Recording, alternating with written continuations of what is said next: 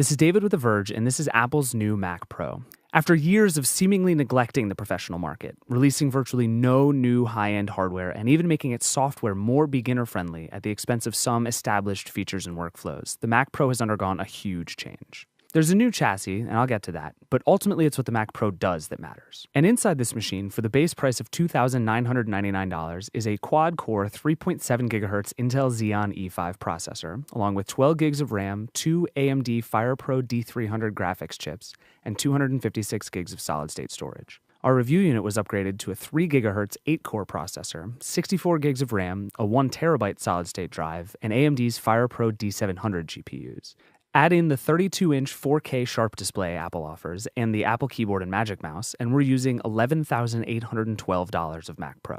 For the $8,099 price of this Pro alone, you could buy the highest-end iMac possible, stick it on the floor underneath your desk, and hook up that same sharp 4K monitor, and save thousands of dollars.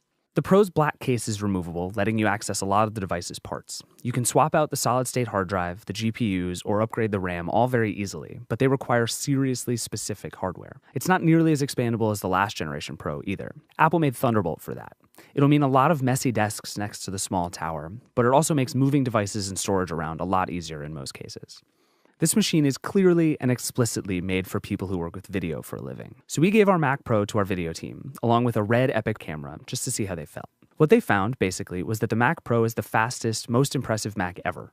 Sometimes. Especially if you also use Final Cut Pro 10, which was able to play back 4 different 4K streams simultaneously with color correction on best performance mode, dropping few frames and looking really clean. In full resolution mode, there were noticeable drop frames, though. The new Final Cut Pro 10.1 is optimized to take advantage of those dual GPUs. They're really doing the heavy lifting here, and that makes the experience of using Final Cut feel extremely smooth on the Mac Pro.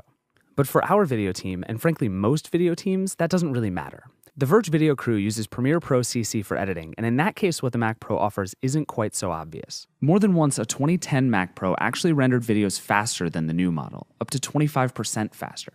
Native, non-transcoded 4K RED footage only played back smoothly at a quarter or a half of its native resolution. That seems to be because Premiere only uses the Mac Pro's CPU cores, not its GPUs, to handle video processing. Presumably, Adobe could update its apps to address this specific hardware, but until it does, Premiere on the Mac Pro is a story of diminishing returns. And in general, Premiere is the same experience it always is on any other machine, whether you're editing 1080p footage or 4K footage at half resolution. And once you're editing footage at that resolution, Premiere feels like it always has. The most obvious improvement in this year's Pro is the throughput. With fast solid-state storage and fast RAM, the machine reads and writes insanely fast. A 30-second clip from a completely rendered timeline in Premiere exported to a ProRes QuickTime in 2 seconds. When software is written to take advantage of the Pro's dual GPUs, it screams. That's why playing 4 streams of 4K video raw from a RED camera is possible at all. But when it's not, it shows. BioShock Infinite still stuttered at high settings and nearly 4K resolution. Its benchmark scores are spectacular, but the Pro can be a little underwhelming in surprising places. Of course, it's early, and Apple includes 2 GPUs on every Mac Pro for a reason, so that developers will take advantage. They almost certainly will, and a couple of apps already have, but until they do, the overall speed advantage of the Mac Pro over the last generation, or even a high-end iMac, isn't all that obvious. The most striking thing, maybe the only truly huge change here, is how the new Pro looks. Instead of a big, boxy silver rectangle, it's now an iridescent obsidian gray cylinder with slits at the top and bottom. It's incredibly reflective, taking on the colors that surround it. At 9.9 inches tall, 6.6 inches in diameter, and about 11 pounds, the Pro is a hefty computer while still being infinitely more portable than the last model. It almost doesn't look like a computer, more like desk storage, or, I guess, a trash can. All that gives it away as a Mac Pro is the Apple logo on the back, which sits above the computer's many ports. On a single panel are 4 USB 3.0 ports, 6 Thunderbolt 2 ports, 2 gigabit Ethernet jacks, speaker and headphone ports, and an HDMI port. Everything's on the back, which is nice looking, but it's also harder to access than before. There's a growing ecosystem of Thunderbolt accessories, and the Mac Pro is very much designed to be a hub for all your add-ons, not to have them all inside.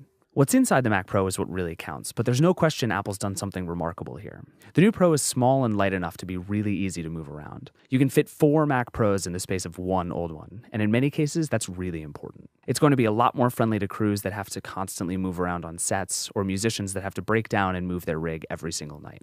It also runs really quietly, though it does get pretty warm as it pushes air out its top vents, and you really shouldn't cover its bottom or top slits so it can keep pushing air through. The new Mac Pro is, in a lot of ways, exactly what pros have been asking for. It's faster yet smaller, more powerful yet quieter. It has 2 GPUs, a fast processor, though it's not exactly a huge upgrade in that department, plenty of expandability thanks to Thunderbolt, and a pretty big bump for all things graphical.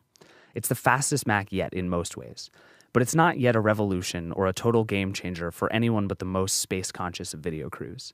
It's a really good, really expensive, really cool-looking Mac that should get even better as developers start taking advantage of all its hardware. That's it. To some people who probably already know who they are, that's worth upwards of $3,000. But for others, including just about everyone on the Verge video team, they're not throwing out their iMacs and old Mac Pros just yet.